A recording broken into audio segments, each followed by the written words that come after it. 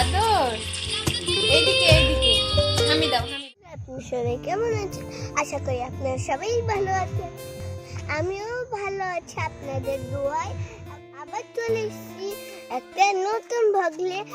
আজকে আমার আব্বু আমাকে ঘুরতে নিয়ে যাবে। কোথায় কোথায় ঘুরতে যাই, কি কি খাবার খাই, সেগুলো আপনাদেরকে শেয়ার করব। আজ আমরা সবাই মিলে বাইক নিয়ে ঘুরতে বেরিয়েছিলাম। অনেক দিন পর বাইরে বেরিয়ে মনটা খুব ভালো লাগছিল। খোলা রাস্তা, হালকা হাওয়া সব মিলিয়ে খুব শান্তির ছিল।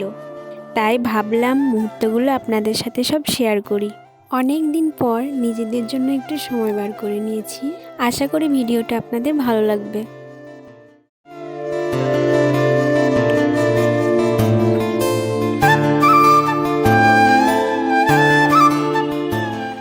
এটা পাখি না মুরগি না কি কিছুই তো বুঝতে পারছিলাম না আমি আর রুষা।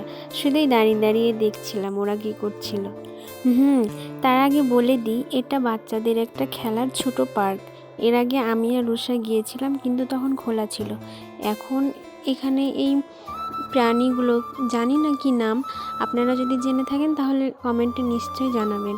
এটা ছেড়ে রেখেছে, তাই আমাদেরকে ভিতরে ঢুকতে নিষেধ করলো।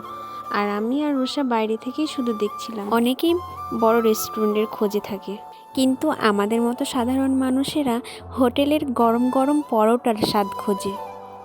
অল্প টাকায় গরম পরোটা সাধারণ মানুষের জন্য এটাই সেরা খাবার। তাই আমরা সবাই মিলে হোটেলের মধ্যে নিজের মতো করে ল্যাচ্চা পরোটা খেতে শুরু করলাম।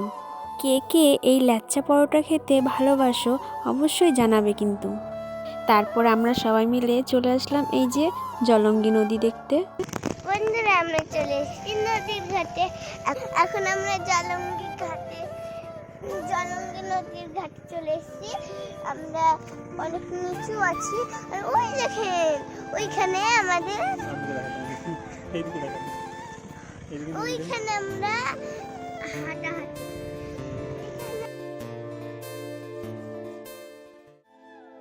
নদী দেখতে এসেছিলাম, ভাবছিলাম যে জল দেখব, নৌকায় চড়বো, কিন্তু নদীতে জল নেই, চর আর বালি।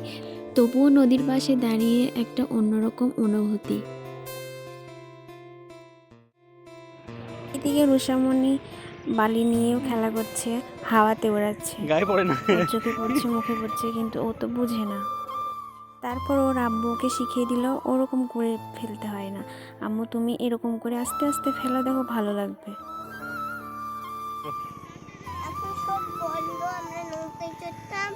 তো নিচে এসে চলো উপরে চলো, বাড়ি যেতে হবে এবার। ঘুরতে এসেছি আর ফুচকা খাবো না হয় নাকি, তাই আমি আর রুষা ফুচকা খেতে বসে গেলাম।